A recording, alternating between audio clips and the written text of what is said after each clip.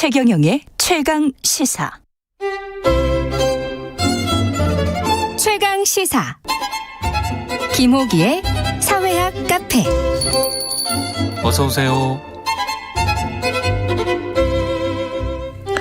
네, 뉴스의 이면에 있는 흐름과 우리 사회의 큰 담론에 대해서 이야기해보는 시간입니다. 김호기의 사회학 카페, 연세대학교 사회학과 김호기 교수님 나와 계십니다. 안녕하십니까? 안녕하세요. 예, 오늘은 굉장히 큰 이야기를 또 준비해 오셨습니다. 대선의 시대정신. 시대정신. 이것도 어려운 단어잖아요. 네, 원래 예. 이제 그 독일어로는 자이트가이스트라고 예. 얘기하는데요. 예. 괴테의 괴테. 불멸의 고전이죠. 예. 파우스트에 나오는 말입니다. 예. 그래서 뭐 영어를 쓰지 않고 보통 예. 독일어에 그냥 자이트가이스트란 말을 많이 씁니다. 예. 해겔이 다시 써서 유명해졌는데요. 예. 그러니까 시대정신이라는 것은 특정한 시대를 살아가는 사람들이 갖고 있는 공통의 소망. 희망을 의미합니다. 아, 그렇군요. 네, 그리고 예. 좀 더 구체적으로 이렇게 얘기하자면 현실에 대한 진단과 미래에 대한 전망. 예. 두 가지로 이루어져 있다고 볼 수 있습니다. 이게 우리 삶에 중요합니까?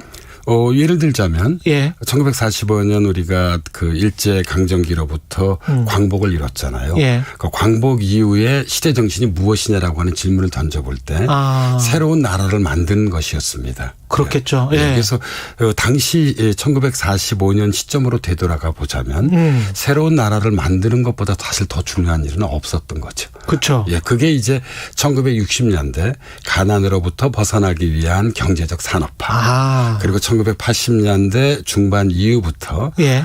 말의 자유, 인권, 민주주의를 누리기 위한 민주화. 그렇죠. 이런 시대 정신으로 구체가 되었죠. 예. 그러니까 인간이라고 하는 것은 실존적인 동시에 사회적인 존재인데요. 예. 사회적 존재라고 하는 측면에서 보면 시대 정신은 매우 중요한 개념이라고 할 수 있을 것 같습니다. 그 역대 대선에서도 이제 시대 정신을 외치는 분들도 많았고 자신의 이제 비전이 이 시대 정신이다 이렇게 이야기를 했는데 어떻게 보십니까? 쭉 한번 정리를 해 주시면. 민주화 시대 이후부터 좀 말씀드리면 예. 그 이전에는 뭐 그렇죠. 뭐 군부 독재 그 독재니까.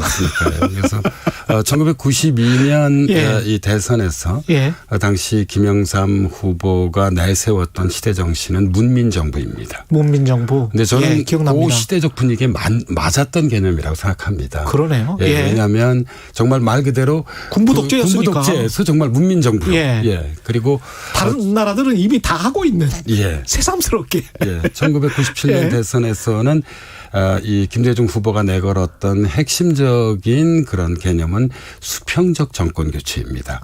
그러니까 민주주의라고 한다면 예. 사실 이 세력에서 다른 세력으로 한 번은 넘어가 봐야 되지 않겠느냐. 바뀌어져야 되는 것들이죠. 예. 뭐 이런 것들이 저는 당시 어떤 그 국민적 공감을 불러일으켰던 시대 정신이라고 생각을 하고 있습니다. 김대중 때의 수평적 시대 정권 교체. 네. 여기에서 이제 노무현 이렇게 오면 어떻게 바뀌나요, 이게? 노무현의 이 후보, 그러니까 2002년이죠. 그때 핵심적으로 내걸었던 것은 낡은 정치 청산이었고요. 낡은 정치 청산. 이 낡은 정치 청산의 이제 하위 그런 개념들이 대내적으로는 국가 균형 발전.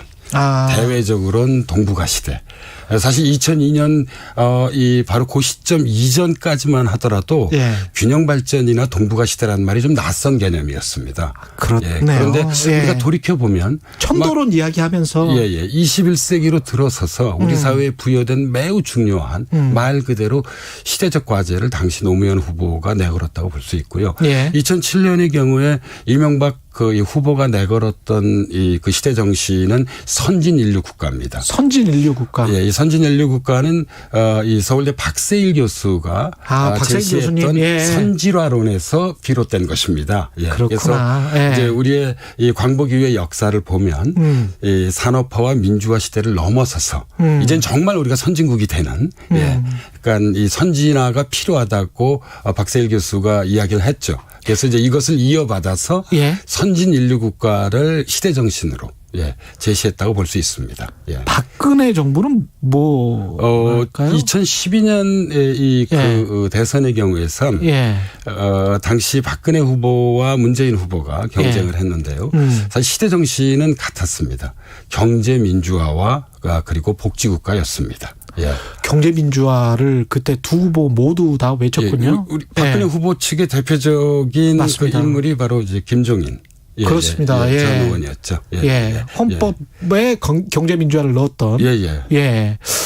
그러고 보면 경제민주화가 아직까지도 이렇게 쭉 끌고 오는 것 같고 2017년에 문재인 후보가 제시했던 시대정신은 적폐청산과 새로운 대한민국이었고요. 적폐청산과 새로운 대한민국. 정부가 이제 출범하자 문재인 정부가 내걸었던 국가비전, 국민의 나라, 이 정의로운 대한민국. 이게 시대정신이었다고 볼 수 있죠. 그러니까 당시의 어떤 시대정신은 핵심은 두 가지였습니다. 공정과 정의였습니다. 공정과 정의. 뭐 개인적 이야기입니다만 이 국민의 나라 정의로운 대한민국은 제가 당시 그 인수위를 대신했던 국정기획자문위원회에 참여를 했었고요. 위원으로요. 제가 바로 이 국가비전 TF 단장을 맡았습니다. 그러셨군요. 그래서 이제 제가 이 국민의 나라 정의로운 대한민국을 주도적으로 만들기도 했는데요. 이 공정과 정의는 또 윤석열 전 총장도 출마 선언문에서 이야기를 많이 하고 있죠. 문제는 그러니까 시대 정신이 이렇게 내걸어졌어도 정말 그 집권하는 과정 속에서 그렇다고 한다면 이것이 구현되느냐 구체적으로. 예를 들어 이명박 정부의 경우에서는 선진 인류 국가를 내걸었지만 뭐 국민 여러분들 아마 생생히 기억하실 겁니다. 정작 주력했던 것은 이제 4대강 사업과 같은 어떤 이제 토건 정책이었었고요. 선진 인류한데 4대강으로 귀착이 되는군요. 그리고 박근혜 정부 같은 경우에서는 경제 민주화와 복지 국가를 내걸었는데 복지 국가 같은 경우도 아마 다들 기억하실 겁니다. 생애 주기형 맞춤형 이 복지라고. 그렇죠. 이게 당시 이제 박근혜 후보가 내걸었던 대표적 복지 정책의 아이디어인데. 공약들은 다 좋았어.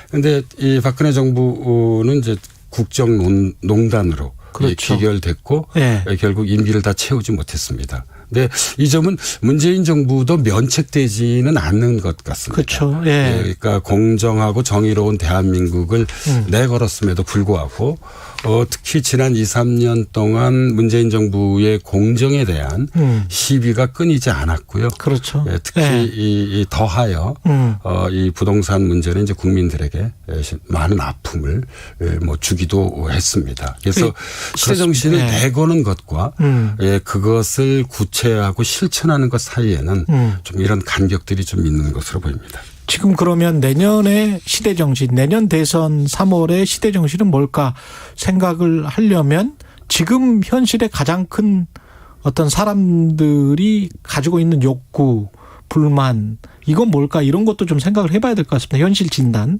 이번 주가 제가 보기에는 이 이제 대선으로 가는 매우 중요한 길목이었었는데요. 이 화요일 날 윤석열 전 검찰총장이 이제 대선 출마를 선언했고요.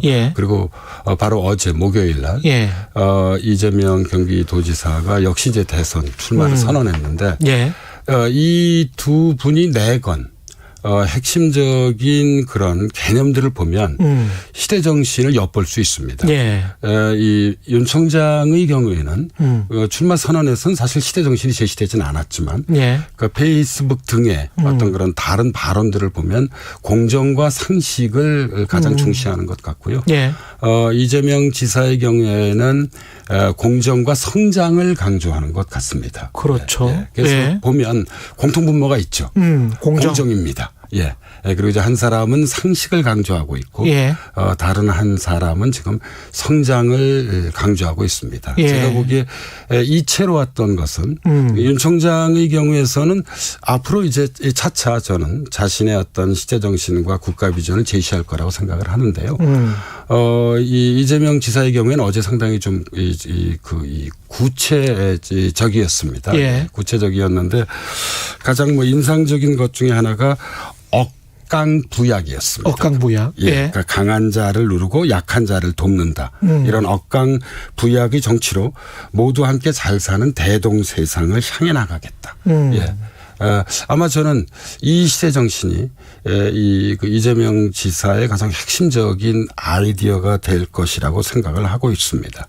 다시 말씀드리자면 진보하면 역시 이 성장보다는 이 분배나 복지입니다. 그렇죠. 그러니까 더 많은 분배, 더 많은 복지를 위해선 이 성장이라는 이제 어떤 그런 이 수단을 적절히 활용하겠다는 것이 예. 예, 이재명 지사의 어떤 그런 핵심적인 좀 생각이지 않을까 싶은 생각 들고요. 예. 가치는 그대로 가는데 실사구시로 현실에 적용을 해보겠다 그런 생각이 예, 상당히 실용적인 접근이지 않나 싶습니다. 예.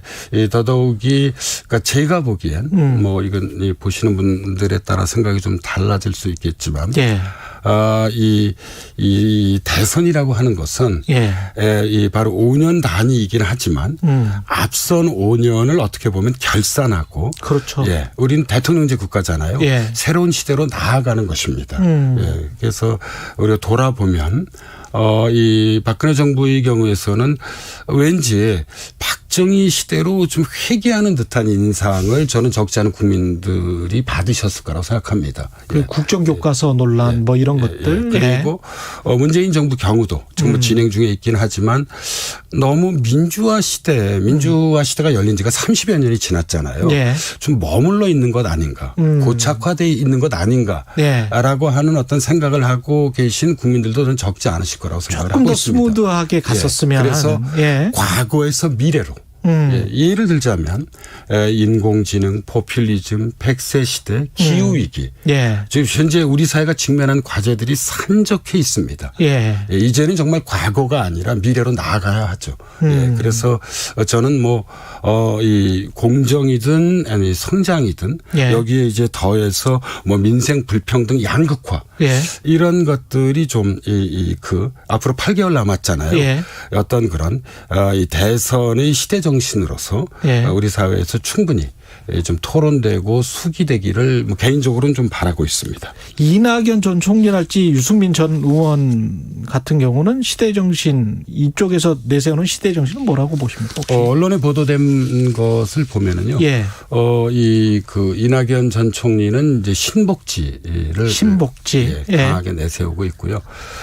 유승민 전 의원은 아직 공식적으로 거의 대선 출마 선언을 하지 않았죠. 그렇죠. 그렇죠. 예, 그런데 예. 이제 국민들에게 아마 가장 강하게 기억에 남는 것은 저는 이 개념도 나름대로 설득력이 있다고 생각합니다. 예. 그게 이제 중부담 중복지죠. 그 과거에 박근혜 정부 때도 그 이야기를 계속 했었죠. 예. 예. 그래서 예. 이런 것들을 좀 떠올려 볼 수 있지 않을까 싶습니다. 이 교수님 그 신문 칼럼에서 비판만으로 반대만으로 분노만으로 대선에서 승리할 수 없다.